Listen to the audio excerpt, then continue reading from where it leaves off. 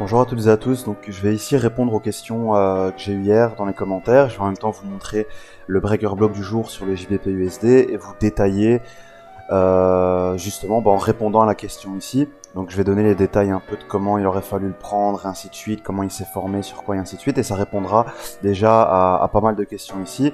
Pour ce qui est de la première question de quelles sont les meilleures paires Forex pour la session de Londres, donc Euro-USD, JBP-USD, les deux. Par exemple, aujourd'hui, l'Euro-USD, il était flat. Le JBP était beaucoup plus intéressant uniquement pourquoi. Ça, il faut aussi le comprendre et le maîtriser. Il faut avoir le réflexe d'ouvrir aussi son calendrier économique pour savoir quelle paire va être impactée. Aujourd'hui, il y avait le CPI, donc en français IPC, qui était attendu donc chez les côtés anglais, donc pour la monnaie JBP. Et donc, automatiquement, la volatilité aujourd'hui était plus intéressante sur les paires JBP. Comme moi, je fais deux paires Euro-USD et JBP-USD uniquement, il n'y a pas d'Euro-JBP, de machin, etc. Je fais pas 36 000 paires, déjà. Il faut savoir que, pour moi, je pars du principe que quand vous faites du trading, au plus vous aurez de paires et au moins vous serez bon. Au plus vous aurez de paires et au moins vous serez précis dans votre trading. Il faut absolument que vous connaissiez vos paires par cœur. Vous devez connaître toutes les patterns, toutes les sensibilités et tout ce qui est lié à cette paire. C'est-à-dire que l'euro-USD, vous devez savoir quand il y a des chiffres sur l'euro ou que la Banque Centrale Européenne parle, quel impact ça a sur l'euro-USD. Est-ce qu'en temps normal, quand c'est tel événement, ça a un mouvement violent de plus ou moins 100 pips? Est-ce que c'est plus violent sur les JBP-USD? Est-ce que lui, il réagit plus violent, moins violent dans ce contexte-là? Quand les Américains parlent, quel impact ça a sur l'euro-USD, etc. Vous devez connaître par cœur vos paires. Et si vous en faites une dizaine ou une vingtaine, c'est pas possible que vous soyez parfait et que vous avez une parfaite maîtrise des 20 paires. C'est pas possible. Les traders dans les fonds d'investissement, ils traitent pas 36 000 paires. Hein. Il y en a, ils sont spécialisés uniquement dans l'euro-USD. Ils font que de l'eurodoll. Il y en a, ils font que du câble. Il y en a, ils font que du SP500, du S&P. Donc, ça sert à rien de faire 36 000 paires. C'est là où vous allez perdre un maximum d'argent. Déjà, vous allez voir 36 000 patterns. De plus, pour faire votre carnet d'analyse, c'est-à-dire vous dire voilà où est-ce qu'on en est sur du long terme sur l'eurodoll, sur du moyen terme sur l'eurodoll, où sont les niveaux pertinents sur l'eurodoll, ainsi de suite. Vous n'allez pas me dire que vous allez faire ça sur 20 paires. C'est beaucoup trop. Enfin, vous pouvez pas surveiller tous les jours vos 20 paires et commencer à faire ok là. Eurodoll, ok, il en est là. Le JBP-USD, Eurodoll, il en est là. Ok, l'Eurostock, c'est ce qu'il fait. Le DAX, c'est ce qu'il fait. Où est-ce qu'on en est machin. Non, ça c'est pas possible pour vouloir prendre des trades sur tout ce qui bouge. Ça sert à rien. C'est comme ça que vous allez perdre de l'argent, que vous allez rentrer en overtrading et que vous serez très en retard dans votre expérience de trader. Vous allez être très en retard parce que vous aurez jamais une paire que vous maîtrisez, que vous comprenez quand il se passe quelque chose. Donc je vous conseille vraiment de... Moi par exemple c'est l'euro-USD, JBP-USD. Je fais dans 90% du temps, je traite que ça. Ça m'arrive de faire des indices quand les marchés sont normaux. Là aujourd'hui ils sont plus normaux, c'est fini à cause des taux qui sont bas, à cause ici de l'hyperinflation, du Covid, ainsi de suite. Il y a trop de choses qui dérèglent les marchés, et donc c'est compliqué de trouver un sens. Mais ça m'arrive voilà de faire les... D'ailleurs je vais faire l'open de 15h30 tout à l'heure. Avec la stratégie que j'ai expliquée dans ma dernière vidéo, je vais le faire en live, comme ça vous voyez un peu comment ça fonctionne en live. Et je vais la poster plus tard dans la soirée. Mais vous allez voir que je vais uniquement choisir une des 4, parce que je maîtrise les 4 vu que ça fait longtemps que je l'ai fait. J'en prends pas 5 ou 6, il y a ces 4 là.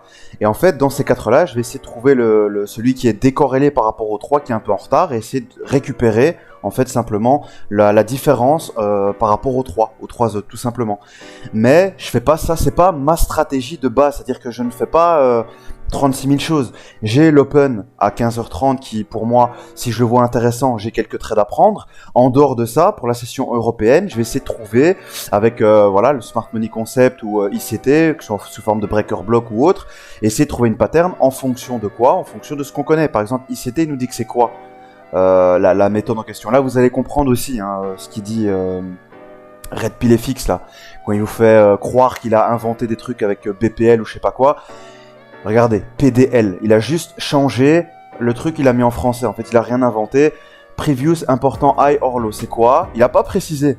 ce que c'était. Il a dit juste que c'est un niveau important, le prix a réagi dans le passé. Ça peut être une supply, ça peut être un haut où il y a eu un retournement violent sous forme de distribution ou d'accumulation, avec de la manipulation Wyckoff, ça peut être plein de choses. Juste lui, ce qu'il fait, d'accord, c'est quoi? C'est qu'il se dit, et là je vais répondre à la question ici sur quel UT constitue d'analyser le breaker block et les order blocks, en quel UT rentrons-nous ensuite avec la confirmation, etc. En fait c'est simple. Si vous vous mettez en 15 minutes, ici je le suis, ou 30 minutes, 15 minutes, 30 minutes, mais pas au-delà, parce que si maintenant c'est un trade en intraday, ou entre de l'intraday, donc si vous voulez chercher 25 pips, 30 minutes c'est bien, c'est déjà du day intraday, day trading, c'est suffisant, c'est pas du scalping, vu que scalping là on irait chercher 1 ou 2 pips, c'est pas du tout ça. Là carrément on essaye d'aller chercher 20, 25 pips, pourquoi pas 30 pips, ça dépend un peu de la largeur de la session asiatique. Au plus elle est serrée et au moins la journée risque d'être volatile et au moins on aura une target loin. Et au plus elle est large, au plus la target sera loin et au plus sera potentiellement une journée intéressante. Si en plus il y a des news économiques intéressantes qui ciblent directement la paire que vous voulez trader, c'est encore mieux. Donc ici, ce que vous allez faire, hop, donc sur Euro-USD par exemple, si vous avez un breaker block qui se forme, rappelez-vous, le breaker block c'est quoi? C'est hop, ok, donc on casse le haut, on casse le bas, on attend qu'on revienne dans une supply and demand, suivi d'une imbalance, suivi d'un chiffre institutionnel, suivi d'une OTE avec le Fibonacci, d'accord, qu'on place sur les 70, les 70, d'accord, l'OTE, les trades parfaits pour ICT.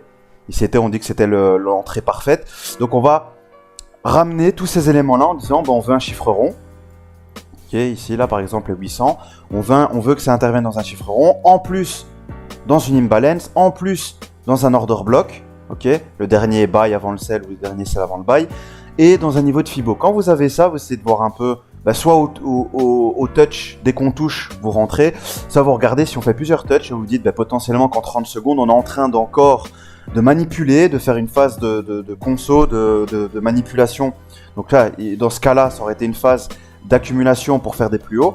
Ok, donc en plus petit time frame, il y aura ça qui va se faire. Et là, c'est encore plus pertinent pour partir vers le haut. Donc se retourner, partir vers le haut.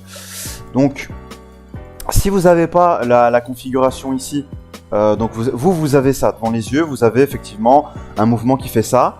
Et puis vous avez donc prise de liquidité ici, prise de liquidité vers le haut, mais vous n'avez pas eu le retour. Et donc finalement le prix ne fait pas le retour ici, puisque c'est essentiel, c'est primordial. Vous ne pouvez pas prendre le trade s'il n'y a pas de retour dans une des zones que je viens de vous citer.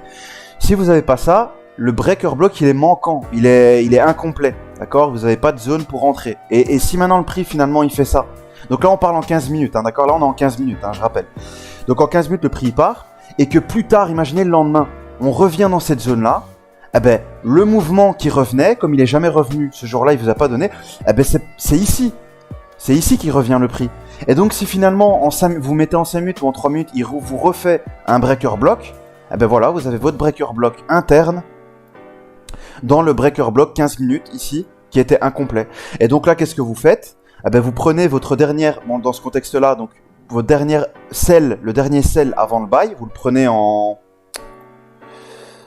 le prenez, admettons que ce soit là, ok, vous le prenez comme ça. Hop, ça c'était, ce qui me traduit toujours là. Donc c'était un order block, ok, donc vous avez un order block ici. Le prix revient dedans, en plus vous avez une imbalance, vous mettez évidemment votre Fibo. Vous allez mettre votre Fibo ici, voilà. Vous voyez que ça correspond à l'OTE ou les 79, ou les 62, un niveau. En fait, dans ces niveaux-là, comme je vous l'ai expliqué, c'est pas nous qui allons les choisir. L'OTE c'est bien, mais il faut que l'OTE soit dans un chiffre institutionnel, dans un imbalance, de préférence, en tout cas, qui touchera aussi de préférence, c'est vraiment pour avoir un max de signaux, hein, de préférence l'order block. Donc une fois que ça conflue, vous pouvez imbriquer tous ces trucs-là, là c'est pertinent. Et là vous avez potentiellement une prise de position à faire. De toute façon là je vais vous détailler maintenant le breaker block du jour sur le câble. C'était lui qui était intéressant aujourd'hui. Donc regardez, il est encore d'ailleurs en train de monter d'ailleurs. Donc, qu'est-ce qui se passe? Là, on est en 15 minutes, d'accord? En 15 minutes, qu'est-ce qu'on a? Il faut savoir que le marché, il est bearish, hein, sur du long terme. Si on met sur du 4 heures, il fait que baisser. Ça, c'est celle que j'avais tracée, il me semble, en daily même. Je pense que c'était... Non. C'était pas en daily, peut-être en 1 heure ou en 4 heures, je sais plus. Je sais plus du tout. Je sais plus, c'était en quel time frame. C'était en time frame un peu plus courte. Oui, aussi, je vais vous expliquer aussi, il y avait une autre question. C'était de Zina qui avait demandé comment repérer, parce que bon, RedPillFX, il aime bien faire croire qu'il a inventé des choses. Donc il fait croire qu'il y a des faux PY et des vrais PY. Non, tout simplement, il y a des règles pour que le PY soit valide. Et ça, dans le Smart Money, ils en parlent, qu'on prend pas n'importe quel PY, sinon on s'en sort plus. Si maintenant on doit prendre tous les PY, quoi, alors ça veut dire que là, il y a un PY, on va attendre pour acheter. Ah, il marche pas, on se prend SL, on teste ici, hop, il marche pas, on se fait SL, on va tester ici. Ah, là, il marche, cool, je me suis pris 2 SL, là, il y en a un gagnant. Non, au final, vous serez jamais rentable comme ça, c'est pas possible. Même, ça va être trop frustrant pour vous de vous prendre autant de SL, à la fin, vous allez en avoir marre. Donc, ce qui est pertinent, c'est déjà de savoir quel est le lot du jour qui est protégé. D'ailleurs, je crois que c'était ça que j'avais tracé ici. Il me semble, c'était ça. Donc, vous devez comprendre qu'il y a des lots qui sont protégés dans la journée et c'est celui-là qui compte. Donc ça veut dire que là, quand on a démarré le mouvement, ici, c'est la news tout simplement. La news, boom, elle a fait ça, d'accord? Gros mouvement, elle a pris la liquidité ici, de la session asiatique. Puis on est venu, on a pris la liquidité ici en bas. Vous devez savoir que à partir du moment où on fait des plus hauts, ce qui est sûr, c'est que l'order block, le PY, si vous préférez, protégé de la journée, le bas protégé de la journée, les lots qui sont protégés, ils sont là. Ok, on n'est jamais revenu ici, on n'a jamais cassé ce bas. Donc on a commencé à injecter à partir de là. À partir de là, ce qui va être pertinent, ça va être les PY ou order block. Moi j'aime pas trop dire PY parce qu'avant ça n'existait pas. On disait order block avant. Et donc c'est pour ça que moi je dis order block. Mais quand je dis order block c'est PY, comme ça vous comprenez. Pour vos order blocks, ok, si vous voulez qu'ils soient pertinents, au lieu d'en prendre là à tout va et vous dire s'il réagit là tant mieux, s'il casse tant pis je prendrai celui-là, vous faites SL ici, etc. Vous prenez ceux où il y a de l'inducement, il faut qu'il y ait de la liquidité, il faut qu'il y ait une raison du pourquoi, et c'est là où RedPillFX aussi joue avec vous en disant moi ce que je fais c'est que du logique. En fait c'est pourquoi le marché irait là-bas, quelle raison il a pour y aller. Juste rebondir sur un PY c'est pas suffisant. Il faut qu'il ait une raison d'y aller. Si maintenant il n'a pas assez de liquidité, je vais prendre ça. S'il n'a pas assez de liquidité pour injecter, faire des plus hauts, et qu'il a besoin de recréer de la liquidité, eh ben à ce moment-là, si vous avez par exemple un double bottom ici, hop, vous savez qu'il y a énormément de liquidité ici, et que vous avez un order block ou un PY là, suivi, je vais zoomer, suivi d'imbalance, il y a de l'imbalance, d'accord, qui doit être fermé, qui doit être corrigé si vous préférez. Donc là, le prix, il a des raisons de revenir là, pour à la fois prendre cette liquidité-là, à la fois corriger ces imbalances, et là, voilà, là, ok, là c'est pertinent. Si vous voyez qu'il fait une phase de manipulation ici, une accumulation ici, là, ok, là c'est intéressant. Il y a de la logique derrière, d'accord, comme ça a été le cas. Bon là c'était un peu chaud, ouais, si on prend cette zone-là, donc admettons on prend cette zone-là en référence. Là, qu'est-ce qui s'est passé? Là, vous aviez un test, deux tests, ici, voilà, vous avez de la liquidité, il y avait de l'imbalance ici. Donc là, ok, le marché, c'est logique qu'ils viennent faire ça. Ils viennent corriger cette imbalance-là, ok, il vient corriger ce truc-là. Il vient prendre la liquidité des faux bottom qu'il a mis ici, d'accord? Il sort tout le monde, il active les sell stop ici, il corrige l'imbalance, et là il revient effectivement dans ce dernier sell avant le buy. Ok, là c'est pertinent, puis il fait des plus hauts. Là d'accord, là c'est logique. Mais commencer à prendre chaque fois un PY alors qu'il n'y a aucune raison d'y retourner dedans parce qu'il n'y a pas d'inducement, il n'y a rien de concret, là à ce moment-là c'est pas intéressant. Donc voilà. Ici donc c'était pour répondre à la question, donc voilà, là comme ça au moins vous savez comment ça se passe pour ce qui est un peu du SMC concept. Maintenant on revient au breaker block. Donc ce breaker block là, je vais vous ouvrir Sierra.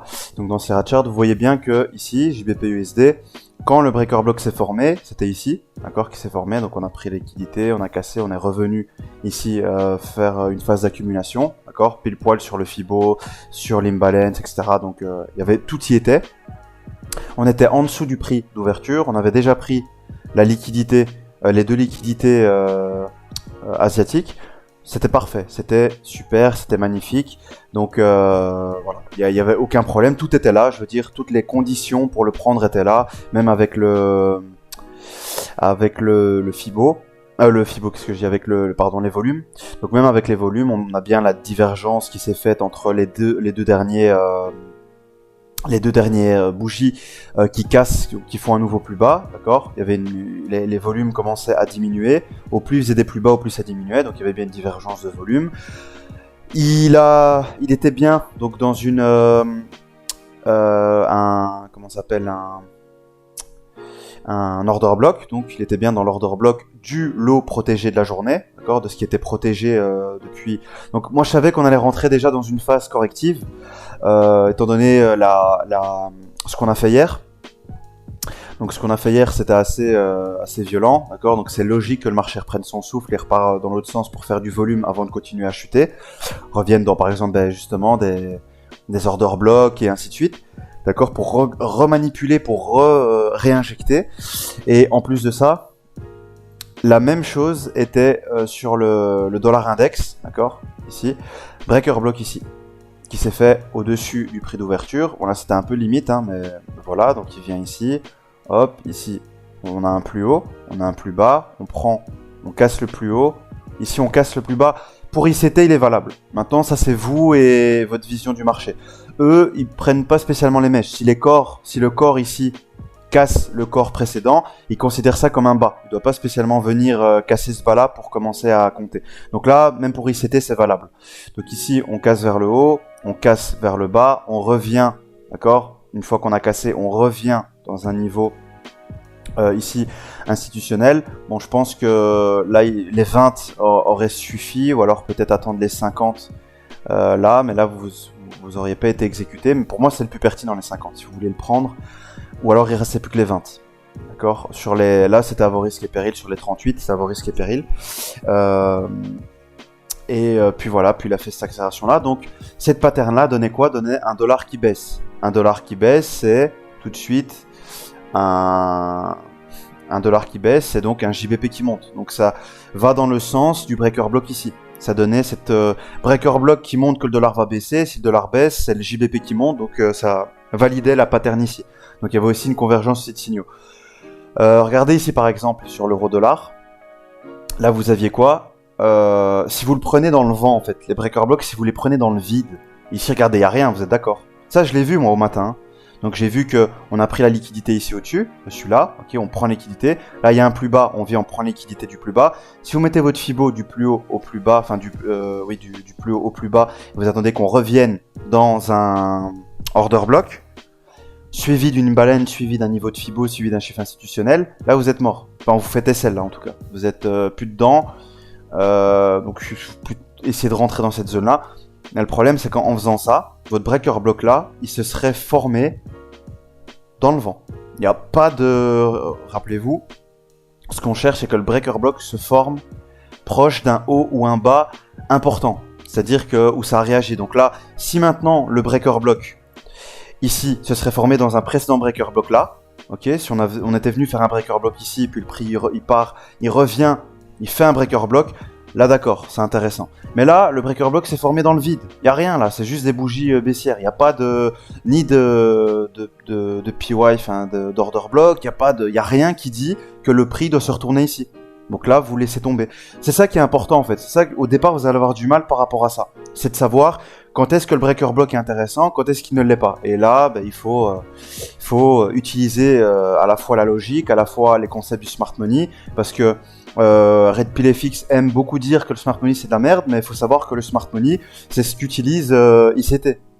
C'est juste qu'ils l'ont changé. Qu'est-ce qu'ils ont changé déjà eux? Ils ont par exemple avec Wyckoff, vous allez avoir dans une phase de distribution, vous allez avoir voilà PC buy climax, automatic rally. Ici ils vont faire un ST. Ici on prend la liquidité, on crée une trendline pour les retail, on fait un UTAD et puis le prix part. Ok, d'accord, il part, puis il peut peut-être même faire un retest, ok, et puis il part. Mais ça c'est quoi? C'est un breaker block ça. Ça c'est un breaker block. Mais au lieu de détailler avec PC, machin, etc., eux, ils vont directement dans le vif du sujet, ok, comment dire, ils font un raccourci, on va dire. Ils disent quoi? Au lieu de calculer ce qui se passe, quand on prend le haut, quand on prend le bas, attendez qu'on revienne dans les niveaux que je vous ai expliqués. Il faut que ici précédemment un breaker block s'était formé, que ça intervienne bien. En vérité, je vais vous faire encore plus simple que ça. J'ai un exemple en fait, j'ai oublié. J'ai l'exemple parfait pour vous. Je l'avais mis là, breaker block.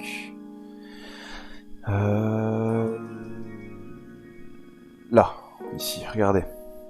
Là, on est en M15 ici, d'accord? Sur l'eurodoll, on est en 15 minutes. Ici, breaker block s'était formé, sauf quoi? On prend la liquidité au-dessus, on la prend en bas, mais on fait pas le fameux retour, hop, ici, pour revenir dans l'imbalance, au niveau ainsi, etc., avant de partir. Donc, qu'est-ce qui se passe? Vous le gardez en tête, vous prenez, avec ici le rectangle, vous marquez votre zone du dernier buy avant le sell, ici, donc de là à là, vous le tracez, vous le tirez.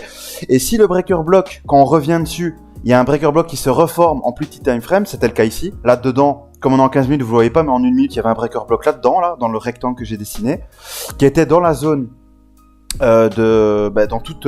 donc, il y avait une imbalance, il y avait tout ce qu'il fallait, toutes les règles y étaient. En 5 minutes, il y avait encore un breaker block qui s'est formé dans le breaker block M15, et en 1 minute, voire 1 minute, 3 minutes, un autre breaker block, et là, tranquillement. Là, c'était pertinent, là. Il est parti, il a fait des plus bas, je crois, ce jour-là, il a fait 100 pips. Enfin, il a chuté, même le lendemain, il a continué de chuter, c'était pertinent. Et là, voilà, là, on a exactement ça. Ancien, plus haut, intéressant. Breaker block, après qu'on ait pris la session, breaker block, il se forme dans l'ancien plus haut, et puis le prix part. Donc là, c'est le cas. Ici, hop, là, vous avez la session asiatique. On prend une des deux liquidités, en l'occurrence, sur la pré-sell du haut. L'ancien haut, où on a une réaction la dernière fois, il est là. Breaker block, il se forme à l'intérieur, donc là, en fractal, dans ce breaker block ancien. Okay, qui n'avait pas été validé vu qu'on n'était pas revenu faire le retour, hop, pour manipuler ici avant de faire le mouvement, on est venu le faire plus tard. Et là, vous devez le prendre en considération, marquer vos zones. Et moi, dans l'occurrence, moi je le fais comme ça. C'est moi qui ai voulu le faire comme ça. Moi, j'ai fait ça, personnellement. Si je vois ça, je vois qu'il y a un breaker block qui se forme mais qui n'est jamais revenu dans la zone. Admettons, là, il l'aurait pas fait. Là, il est revenu dedans, donc c'est bon, c'est valide. Là, vous avez un magnifique breaker block aujourd'hui. Mais s'il n'avait pas fait, j'aurais fait ça. Bon, là, on est en combien? 1 minute, ouais. Bon, je me mets en plus haut time frame. Admettons que la bougie, elle soit comme ça, par exemple. La dernière bougie, elle soit comme ça. Oups. TradingView qui pète un plomb. Voilà, donc ici. Et moi, je fais ça, en fait. Ici. Breaker block. Là, je sais, cette zone bleue, là, je sais que si elle est là, c'est uniquement parce qu'il y a un breaker block plus haut time frame et ancien qui s'était fait mais qui n'avait jamais validé le retour. Après, il ne faut pas non plus qu'il y ait une trop haute différence. C'est-à-dire que si maintenant le marché il est parti 1 semaine plus tard et qu'il revient dans 1 semaine, je sais pas, ça va être pertinent parce que là, on passe à autre chose. Ce qui est pertinent, c'est si dans le lendemain, par exemple, il vient le faire, là, c'est pertinent. Mais après, 3-4 jours plus tard, à moins que ce soit un breaker block haut time frame H1 30 minutes, mais en 15 minutes, je sais pas, faut faire gaffe à ça aussi. J'ai pas encore backtesté pour l'instant, moi j'ai fait du M15 et souvent le lendemain souvent il revient dedans et c'est bon, c'est validé, mais j'ai jamais laissé un breaker block sur 1 semaine et qu'on revenait dans 1 semaine voir si un breaker block qui se fait et que ça marche. J'ai jamais testé encore, donc ça je sais pas. Mais par exemple là aujourd'hui, je fais ça. Si le lendemain, admettons que c'était pas validé, si le lendemain le prix il revient comme ça, il revient. Hop, ok, il revient et il fait un breaker block, tac, tac, on casse le haut, on revient dans un niveau institutionnel, ok, il vient, il fait ça, là oui, là je tente, sans problème. S'il y a toutes les conditions requises, je tente et je sais qu'il sera fait dans un ancien breaker block qui n'a pas encore été mitigated. Donc il y a ça aussi, il y a la mitigation que vous devez comprendre. Ce que Red Pill FX, j'ai oublié de vous dire, ce que Red Pill FX vous dit pas, aussi quand il dit fake PY, etc., il y a ça aussi. J'ai tout effacé. En fait, quand... regardez, je vais vous prendre en exemple. Voilà. Ici, on a, vous êtes d'accord, le dernier sell, ici, avant le buy, ok? Donc, si maintenant vous faites ça, lui, il va dire que c'est un fake. Enfin, il va pas l'utiliser. Il a raison, hein. Ça, pour ça, il a raison. Je dis pas que... Il a cet or, ce mec-là, c'est un escroc, il n'y a pas de doute, mais sur ça, il a raison, ça fait partie des règles. Mais de là à dire fake PY pour faire genre qu'il a inventé un truc, alors que c'est dans la règle du smart money, en fait, celui-là, vous êtes d'accord qu'avant que le prix monte, Vous êtes d'accord que là, en plus petit time frame, il est déjà revenu fermer cette bougie-là. Donc pourquoi le prix devrait maintenant revenir dedans et repartir s'il a déjà fait? Donc là oui, c'est effectivement un fake, comme il le dit, un fake PY. Vous le prenez pas en compte vu qu'il a déjà été mitigated. Par contre, donc en plus de toutes les règles que je vous ai dit, là quand on crée de l'IDUSMEN dans le truc, etc., il y a tout ça qui rentre en compte, mais il y a aussi le fait que si le prix il est déjà revenu la fermer, il n'y a pas de raison que... Non pardon, là il n'a pas fermé, excusez-moi, parce que la mèche... Enfin, ça dépend. Ça dépend. Il n'a pas fermé complètement en fait. Donc la mèche, il est venu ici effectivement dessus. Maintenant, le mieux c'est quand vraiment il n'y a pas de mèche qui revient dedans, c'est vraiment le top. Là il est revenu à 50%, il peut peut-être revenir, mais moi je me fierais pas à celle-là par exemple. Déjà il n'y a pas les règles que je vous ai dit avec ici de l'IDUSMEN, sauf s'il vient le créer par la suite, mais il y en a ici par contre, énormément de liquidité là, d'accord, là oui, donc ce serait plutôt prendre celui-là par exemple, mais il a déjà été mitigated, ouais il est déjà venu...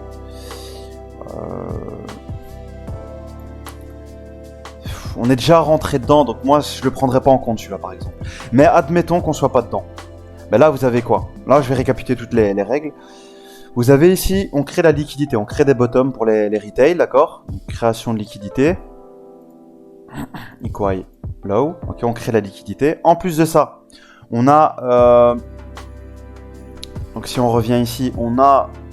Ouais mais il a déjà été... On n'a pas d'imbalance malheureusement, ça c'est l'inconvénient. De plus, regardez, là, pourquoi on ne prendra pas en compte cette zone-là? Pourquoi? Regardez.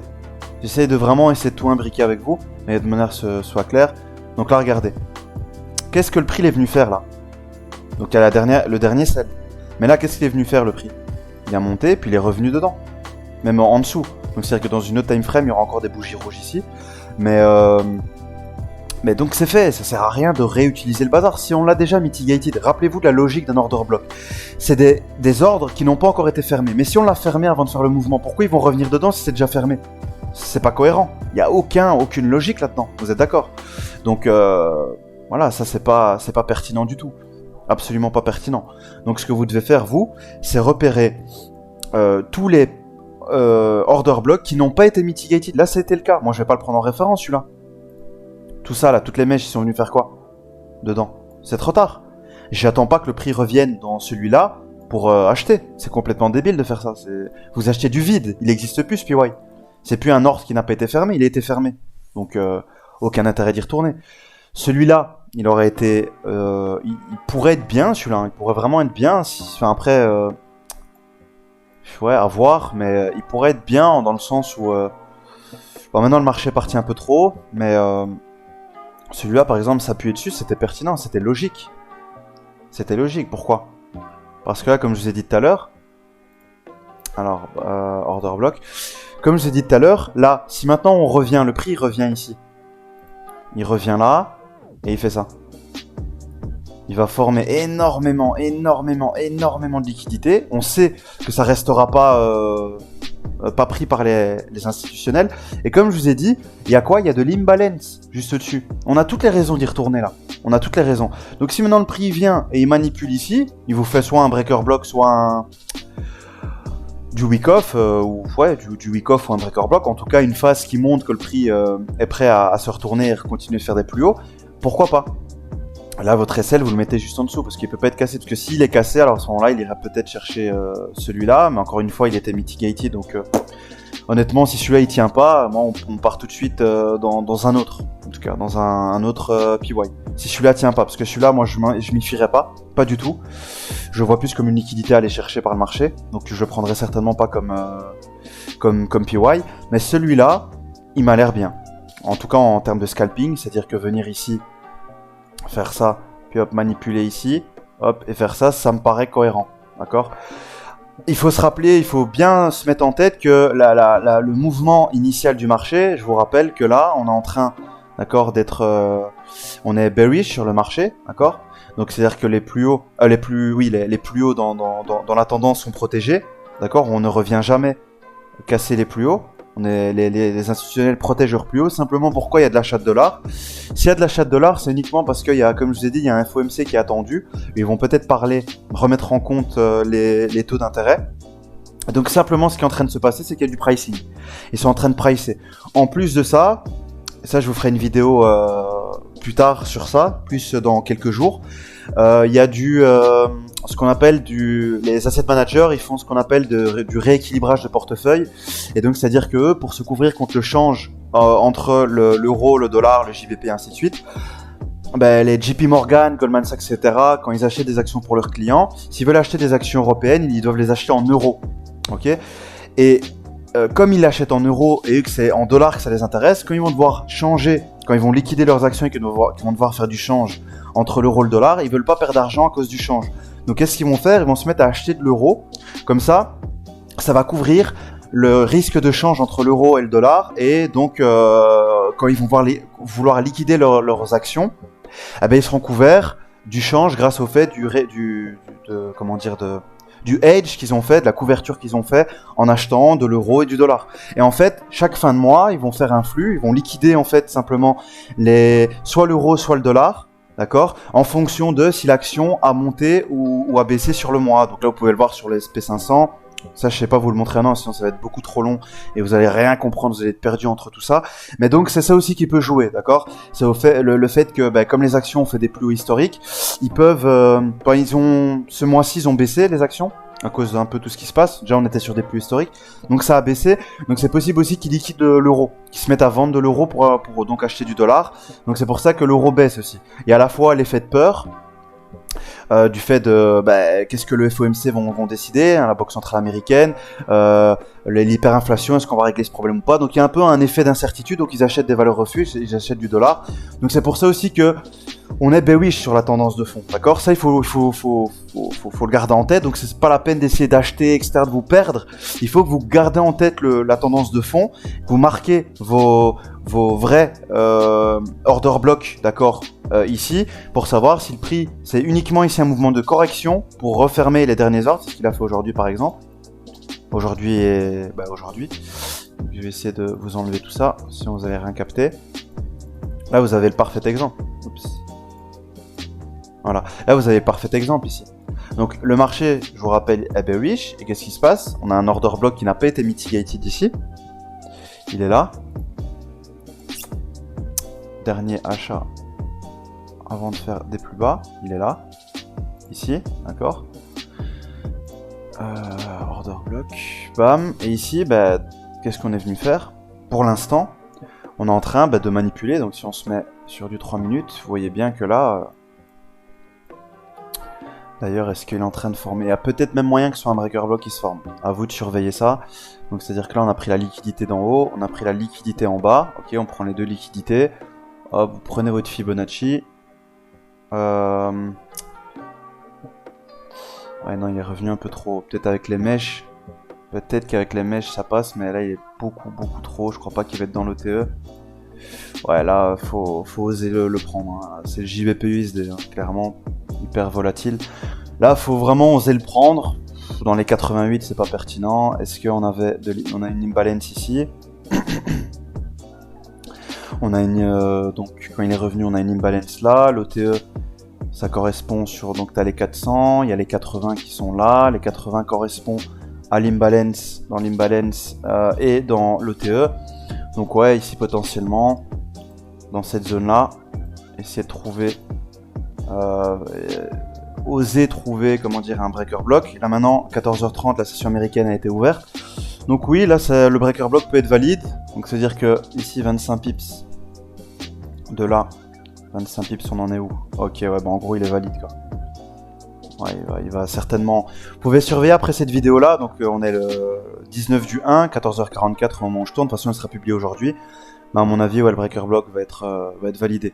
Voilà, vous avez ce que je vous expliquais tout à l'heure. Un précédent haut où il y a une réaction, on est revenu, on a reformé un breaker block dans ce précédent haut. Le prix il est parti. SL 5 pips de SL. Target 25, RR de 5. Et voilà, à voir s'il va se valider. Pour moi, il va se valider. Et pour moi, il n'y aura pas de problème. Donc peut-être revenir dans l'order block que je vous ai montré tout à l'heure ici qui pourrait être pertinent. À surveiller, on verra. On verra après cette vidéo, c'est sur le JBP-USD, vous pourrez surveiller. Pour moi, il va se valider. Le pire, c'est que j'ai shorté tout à l'heure. Je me suis fait SL, j'ai shorté. il me semblait, sur les 50. Enfin, je me suis fait BE, donc c'était ici. J'étais rentré là sur les 50. Boum, le prix il est parti. Ok, puis ma BE, malheureusement elle a reformé un truc un peu plus complexe. Et là je crois qu'il va partir, là je crois que c'est la bonne. Donc voilà quoi, la vidéo va être longue, donc à vous de vous accrocher. Si vous avez des questions, n'hésitez pas, je ferai des vidéos où je vais expliquer. Il y a énormément d'éléments à vous expliquer, il y a beaucoup de choses, donc il y a des choses qui peuvent être pas claires. Donc à ce moment-là, je ferai des vidéos un peu plus ciblées, où je parlerai plus en détail.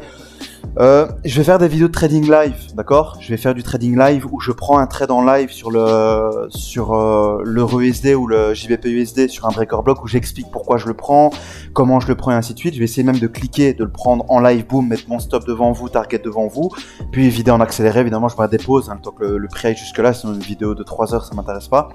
Et en même temps, si à 15h30 le marché est intéressant, je vais faire du trading live sur la stratégie que je vous ai parlé hier, sur les indices, avec le prix d'ouverture et les différentes extensions. Donc voilà ce qui vous attend.